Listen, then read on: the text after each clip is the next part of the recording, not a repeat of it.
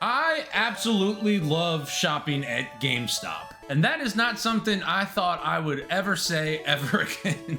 When I was a kid, I used to love walking into a GameStop and seeing all the games, maybe having a gift card or something I got for Christmas. And oh my God, it was just so fun to go through and look and see what they had. Especially pre-internet days, you never really knew what was out there. Sometimes you could talk to the guy behind the counter and ask him about games. Sometimes you would just pick out a game because it looked cool. That's how you found some of your favorite games growing up. And I don't know, for the past 15 years, I don't think I ever shopped at a GameStop for any reason. It's not like their prices were great. Going in to trade anything was always laughable when they'd give you $1 for a $50 game, especially when you could just order something on Amazon for the same price and it would come right to your door. It's like, what's the point of going to a GameStop anymore? But recently, I discovered the magic of retro GameStop. And recently, I've started collecting retro video games. And I quickly found out that my local retro GameStop is one of the best places to go. And shopping for retro video games is kind of strange, because you might get lucky and live in a town that has like a mom and pop retro video game store,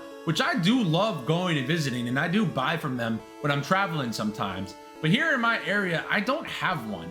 So I was always leaning on like Facebook Marketplace or eBay. Sometimes I get lucky at Goodwill. But here in my hometown, there was never anywhere to go and just browse a store and see what they had and maybe discover something new. And that was until I discovered that there is a retro GameStop 20 minutes away from my house. And just to explain what a retro GameStop is, it's a GameStop that sells retro video games. But it's not like a special store, it's just a regular GameStop with a section inside with retro video games. And that could be a range of anything, all the way back to the NES, SNES. They might have Game Boy stuff, N64, GameCube, PS2, PS3, basically any console and games that aren't in print anymore, they might sell at a retro GameStop. And even though it was 20 minutes away, I decided to go travel and check one out. And oh my God, I love going there. I've been there like 10 times since, because every time I go in, they have different inventory. And so it's just fun to go in and either find something that you have on your wish list or find a new game you've never even heard of and buy it and go home and check it out. Just like it was when I was a kid. So I've been having a lot of fun going there, not only because it's always random, but their prices are also pretty good. If you're not familiar with retro game collecting, the price of an actual game can vary. You know, if you go on eBay and just buy the disc, it'll be a lot cheaper than if you buy the game with the original case and the manual inside. But GameStop, it doesn't matter if it's the disc, the case, the manual, they charge the same price no matter what every time. So it's really fun to go in and find things that are complete in box like this and pay a pretty good price for it. This specifically, Taz Wanted, I paid $18 for. I've seen it go for almost $30 on eBay complete in box like this. This was a game I never heard of, but in the store, I picked it up. I looked it up and it actually sounds like it's pretty fun, so I bought it.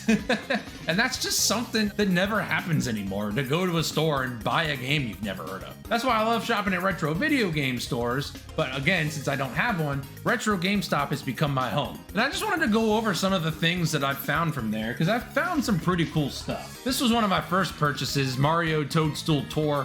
I'm now realizing it doesn't have the manual. I absolutely love Mario sports games. I had the Mario Golf game on the 64, but I've never actually played this one, so I'm excited to try it out and actually have a buddy of mine that we love playing Mario sports games together. So one of these days we're gonna get together and play this. But yeah, I was super happy to find that. SpongeBob SquarePants Battle for Bikini Bottom. I bought this one. I had it as a kid, and I'm trying to buy any GameCube game I had as a kid just for fun. The cool part about this one, it was 18 bucks. Also doesn't have the manual, but it's in an old Blockbuster case. I just thought that was super cool. And again, it's why it's really fun to go in the store and browse the product and find something like this, a SpongeBob game in a Blockbuster case. I just thought that was super cool. And the day I bought the Taz Wanted, they were having a pre-owned buy two, get one deal. So might as well talk about what I got during that sale day. Also picked up Spyro, A Hero's Tale. I just love GameCube games. If it's a GameCube game and it has the manual, I'm probably gonna buy it. Because that same day, they also had Final Fantasy Fables Chocobo Tales. I had never heard of this, but again, they had it in the store, complete in box. Every single game here was $17. But to find a DS game in the wild with the case and the manual, I'm super excited to try this out. Again, I don't know anything about it, but to be a kid and go buy a DS game from a store, I mean, that's so cool. And then that same day, I also bought Final Fantasy 1 and 2 and Final Fantasy 4 for the GBA. I have never played a Final Fantasy game in my life, and I wanted to get something to start replaying my old Game Boy SP. It'll be its own video, but it's just been so much fun to whip this bad boy out again and play my Game Boy Advance, all thanks to GameStop. So I'm excited to beat the first one. Sure, the second one's not as good. I'll probably still try it just for the heck of it. And again, because it was buy two, get one, they had this as well, also for $17. So again, with the sale, since these were all the same price, I can't remember, one of these was free. And then with these GBA games, they were also like $18. I'd also bought a Banjo-Kazooie Game Boy Advance game, but when I got home, it didn't work. And they gave me all the money back from it. It was like a $20 game. So they gave me the $20 back, but one of these was free.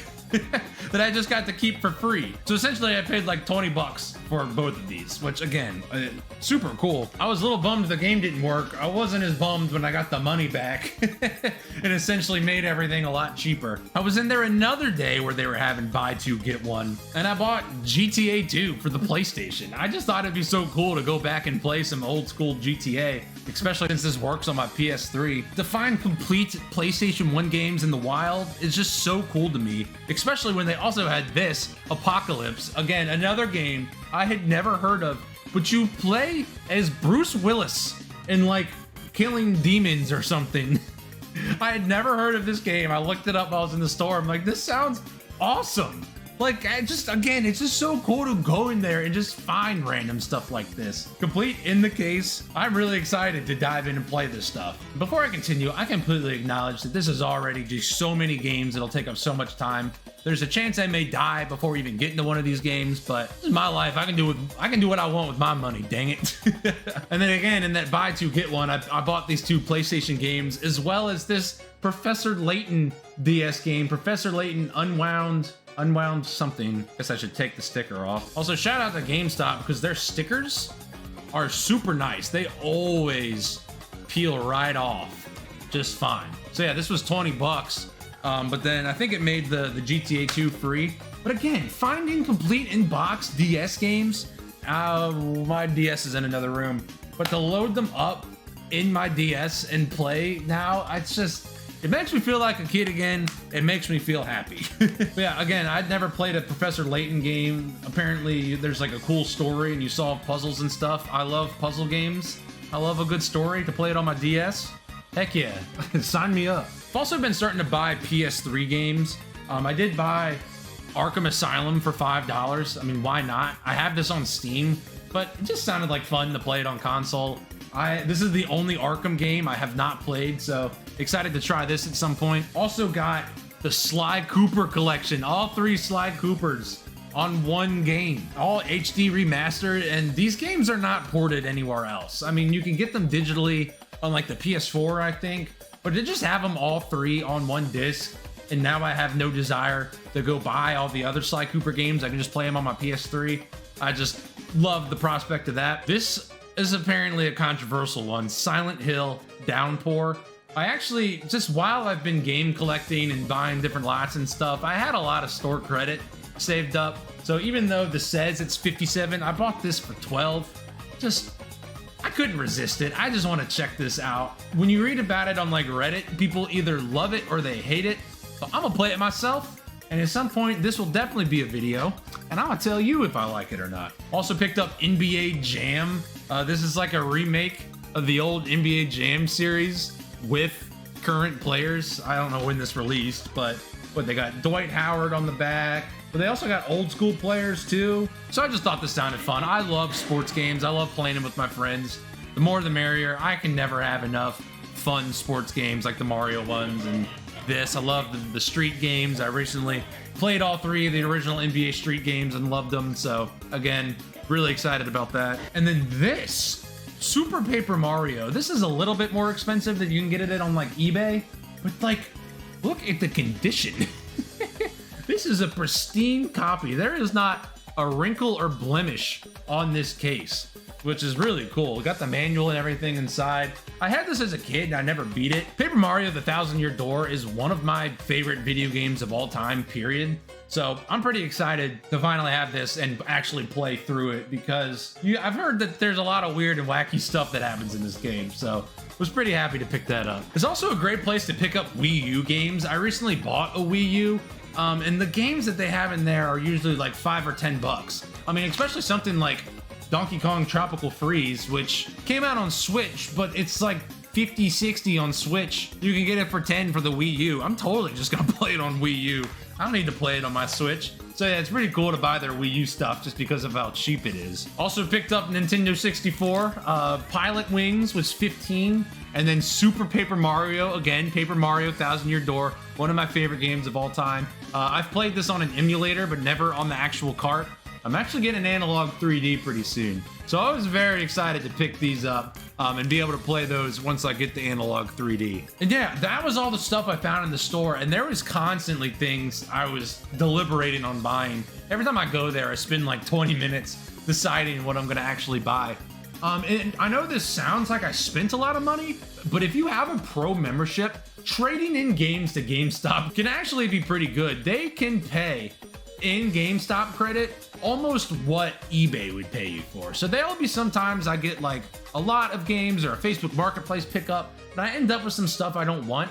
I bring them to GameStop. I've gotten a good chunk of this stuff just for free from trade-ins. Don't sleep on GameStop's trade-in. You can look up online exactly what they'll give you for them. And again, it doesn't matter if you have the case, the manual. Like, that's where I go and I trade in a loose disc. Like, I had a copy of Wii Sports, just the loose disc. I didn't know what to do with it. I brought it to GameStop and they gave me like $20 in store credit. So it's pretty funny that they don't live up to the meme of ripping you off when they actually do sometimes give you a good chunk of change for your trade-ins. And I also want to talk about their return policy. Their return policy is amazing. You have 14 days if your game doesn't work to return it. So again, I mentioned I bought 3 GBA games. One of them didn't work. Brought it back. They just gave me the money back for it. No questions. They didn't even try to test it themselves. They just took my word for it, put it in the back, and gave me the money for it. So that was pretty cool to see. Because when you're buying retro stuff, there's always the chance something doesn't work. So it's pretty cool that you have that to go home and actually check and make sure your stuff works and not lose out on a good chunk of change. I'm running a little bit of a cold, but at this point in the video, I was gonna talk about ordering from their online store. I've had quite the experience doing that. So instead, I'm gonna make it its own future video. Spoiler alert, it's so bad that even the GameStop employees have told me to stop ordering from their online store. But hilariously, just like the old days, I got a GameStop gift card from my mom for Christmas. So I went and checked out the retro GameStop and I found this. Pokemon Coliseum complete in box. I walked in, I saw it, and I picked it up off the shelf and handed it to the guy. I said, please hold this because I'll be buying it. There's just one problem though. This price is amazing. I paid the pro price, $123. Complete in box, this can go for like $160 on eBay. I got home, I was very excited, and I pulled out the disc. And let's see if I can get this on camera. Oh yeah, there it is. You can see it right here. That is a crack on the inner disc. Such a huge bummer. I mean, the actual disc itself is so clean. I always check the disc in the store before buying it. And when he showed it to me and I saw it looked like this, I was like, oh heck yeah, this is perfect. But yeah, with that small crack, I'm gonna be returning this. It pains me so much. I was so excited. This is a game I figured I would never have in my GameCube collection just because of the price. $120 for a disc with a crack, I just can't stomach that. So I'll be returning this at some point. Again, very glad the return policy is solid and I can get my money back, but I'm pretty bummed. But yeah, I just had to talk about retro GameStop. I've just been very happy with it. It's been a lot of fun going to the store. It's been really cool to get rid of some stuff I didn't need and trade credits and get some stuff back that I actually want. That's been really cool. And I can't speak for like GameStop as a whole or every GameStop store out there. They do some kind of shady stuff with Pokemon cards and like have actual gambling where you can pay and get a random graded, like, I don't know. I'm just talking about video games here. So experience may vary depending on what you're actually doing at GameStop. Otherwise, hope you enjoyed this more casual style video. I had a lot of fun. I was looking forward to showing off my haul, if you will. If you'd like to see more haul retro style videos like this, I'll link one where I went retro game shopping in Houston, Texas, and had a lot of fun doing that, which I also shopped at a retro GameStop, but I just left it out since I already showed that off in that video. But yeah, I hope you enjoyed. Like, comment, subscribe, click buttons, all that stuff. ScootTube out.